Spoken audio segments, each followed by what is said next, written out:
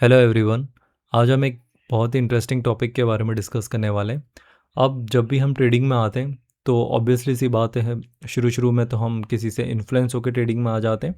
कुछ भी हम बाय सेल या जो भी हमारी ट्रेडिंग एक्टिविटी रहती है हमारे अर्लियर स्टेज में, हम ट्रेड करते हैं, उसमें कुछ प्रॉफिट भी कमाते हैं, उसमें कुछ लॉस भी कमाते हैं।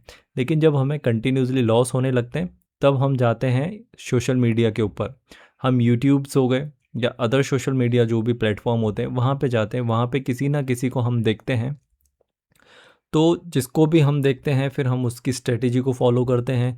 फिर हमें वो सही नहीं लगती तो फिर हम किसी दूसरे लोग को देखने लगते हैं, हम उसकी स्ट्रेटेजी फॉलो करते हैं।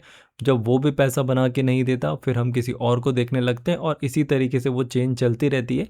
जब तक कि हमें प्रॉफिट होता है हम तब तक उसको देखते रहते हैं, लेकिन जैसे ही हमें लॉस होना चालू होता है तो फिर हमें लगता है कि यार ये चीज़ें काम नहीं करती या सामने वाला कुछ ऐसा नहीं बता रहा जिससे वो प्रॉफिट करता हो। तो जो हमारे जो ट्रेडिंग, जिसको भी देख के हम यहाँ पे ट्रेडिंग सीखते हैं या जो आपके ट्रेडिंग गुरु हैं, ठीक है, तो एक्चुअल में हम किसी को भी फॉलो किस तरीके से कर सकते हैं ट्रेडिंग में, आज उसके बारे में डिस्कस करेंगे। अब मान लीजिए आपको ट्रेडिंग सीखनी है and you are honest about it.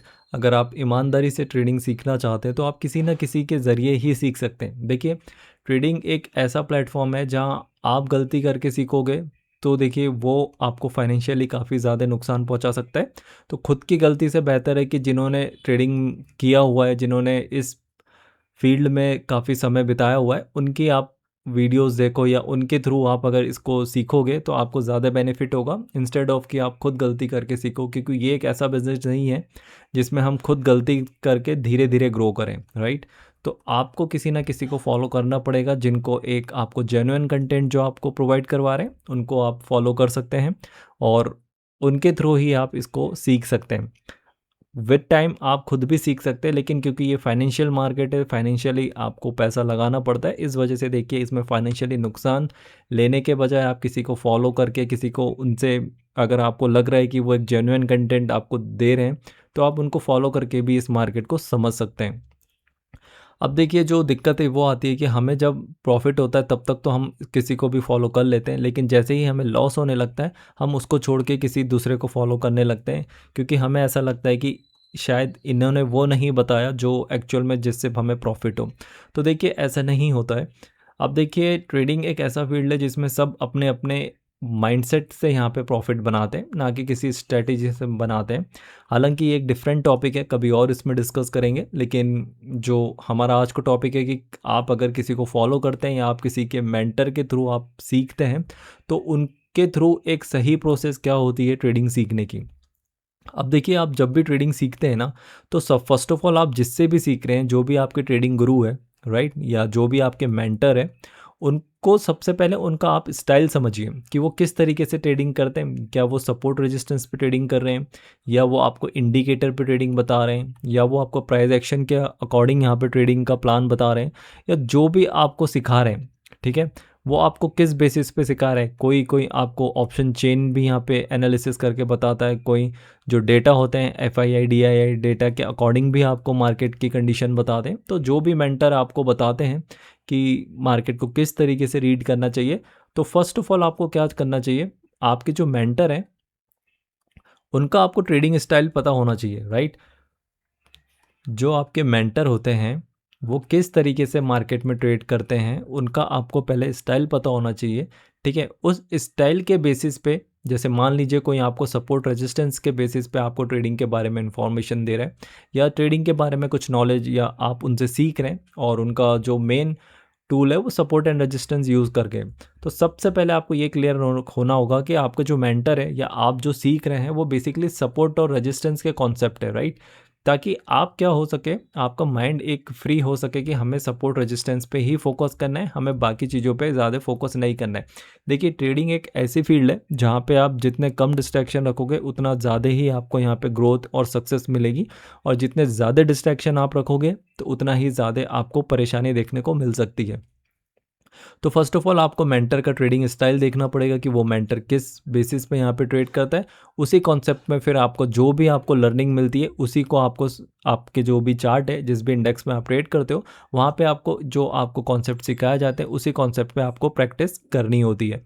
तो इससे क्या होगा कि आपको इधर-उधर के डिस्ट्रैक्शन नहीं मिलेंगे, जो आपको सिखाया जा रहा है आपके मेंटर के थ्रू, आप उसी में फ़ोकस करोगे और उसी को चार्ट पे जब आप देखोगे, तो आपको वो चीज़ें नज़र आने लगेगी कि आपके मेंटर ने यहाँ पे क्या बताया था, उसके अकॉर्डिंग मार्केट ने क्या वैसे ही रिएक्ट किया या नहीं किया।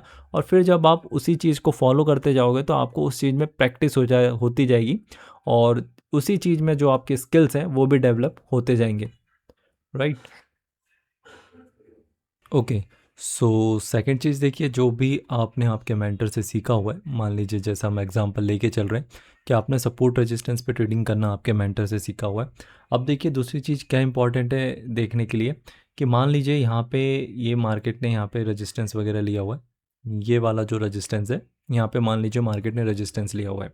अब कहीं दफ़ा ऐसा होता है कि आपने सपोर्ट और रेजिस्टेंस सीखा हुआ, कहीं से आपने सपोर्ट एंड रेजिस्टेंस के बारे में इन्फॉर्मेशन ली हो या इसके बारे में ही ट्रेडिंग सीखी हो, सपोर्ट रेजिस्टेंस पे बेसिकली आपने ट्रेड करना सीखा हो, और अब मान लीजिए कि मार्केट यहाँ कहीं ओपन हो गया और आप यहीं कहीं ट्रेड ले लेते हैं, ये रेजिस्टेंस मान के आप यहाँ कहीं ट्रेड ले लेते हैं, मार्केट आपके फेवर में नहीं जाता और आपको कहीं ना कहीं आपका एसएल यहाँ पे हिट हो जाता है, तो आपको लगता है कि ये सपोर्ट रेजिस्टेंस यहाँ पे वर्क नहीं कर रहा है। तो ऐसा नहीं है। देखिए, आपको ये देखना होगा कि आपने क्या सही तरीके से काम किया। अब मान लीजिए आपने ये रेजिस्टेंस देख के यहाँ पे काम किया होगा, तो आपको ऐसे लगना तय है। वाई? बिकॉज जब तक आप ये चार्ट की साइकोलॉजी नहीं समझोगे, तब तक सपोर्ट रेजिस्टेंस भी मार्केट में वर्क नहीं करते हैं। तो आपको समझना पड़ेगा कि आपको जो सिखाया गया है, आप उसके बेसिस पे काम कर रहे हो या आपने अपने पेशेंस को नहीं दिखा पाए और आपने जल्दी एंट्री कर ली, उस वजह से आपका लॉस हुआ है। जब भी आपका लॉस हो या जब भी आपका प्रॉफिट हो, आपको आइडेंटिफाई करना है कि आपका प्रॉफिट क्यों हुआ है और आपका लॉस क्यों हुआ है। क्योंकि देखिए, जब भी हमें प्रॉफिट होता है तब तो हम इतना ज़्यादा चार्ट को देखते नहीं हैं या जो भी हमने सीखा होता है उसको ज़्यादा वैल्यू नहीं करते। लेकिन जब हम लॉस लेते हैं मार्केट से, जब भी हमें लॉस होता है, तो हम नेगेटिव वे में ज़्यादा मार्केट को देखते हैं या जिनसे भी हमने सीखा होता है उनके प्रति हम नेगेटिव बिहेवियर अपने अंदर ला लेते हैं कि हमें जो भी सिखाया गया है वो मार्केट में काम नहीं करता। तो ऐसा नहीं है। देखिए, सपोर्ट एंड रेजिस्टेंस भी काम करते हैं, इंडिकेटर भी काम करते हैं, प्राइस एक्शन भी काम करता है, मार्केट में सब काम करते हैं। बस शर्त ये होती है कि आपने क्या सीखा है और आप किस बेसिस पे काम कर रहे हो। देखिए, सपोर्ट रेजिस्टेंस अगर काम नहीं करते तो मार्केट एक ही जगह से 3 बार मार्केट यहाँ पे रेजिस्टेंस नहीं लेता। लेकिन अगर आपने सही सीखा है और आप पेशेंसली मार्केट का वेट कर रहे हो आपके लेवल तक आने का, तो आपके लिए रेजिस्टेंस भी काम करेगा, आपके लिए सपोर्ट भी काम करेगा। तो ये चीज़ें होती हैं जो हमें अपने अंदर विद टाइम आती है, क्योंकि हमें इसके लिए देखिए ऑनेस्ट होना पड़ता है कि हम इसी चीज़ पे मास्टर करेंगे। आप जैसे सपोर्ट एंड रेजिस्टेंस सीख रहे हैं, तो आप वही लॉन्ग टर्म में आप इसी चीज़ को आप मास्टर करते जाएंगे, सपोर्ट एंड रेजिस्टेंस को। तो एक टाइम पे ऐसा आएगा कि आपका पैसा इसमें बनने लगेगा। तो ये कुछ छोटी मोटी चीज़ें होती है जो हमें अपने जिससे भी हम मेंटर से सीखते हैं उसके लिए हमें फॉलो करनी होती है। बिकॉज हम बहुत जल्दी इम्पेशेंस होते हैं, बहुत जल्दी अपने सेटअप्स बदलते रहते हैं, तो ऐसा नहीं करना चाहिए। आप जिससे भी सीख रहे हैं उसको थोड़ा लॉन्ग टर्म में थोड़ा टाइम दीजिए, उसको फॉलो कीजिए और उसके अकॉर्डिंग फिर आप काम करके अपने रिजल्ट को एनालिसिस किए कि आपको प्रॉफिट हो रहा है या loss. So thank you so much. एक छोटा सा वीडियो था। Thank you so much.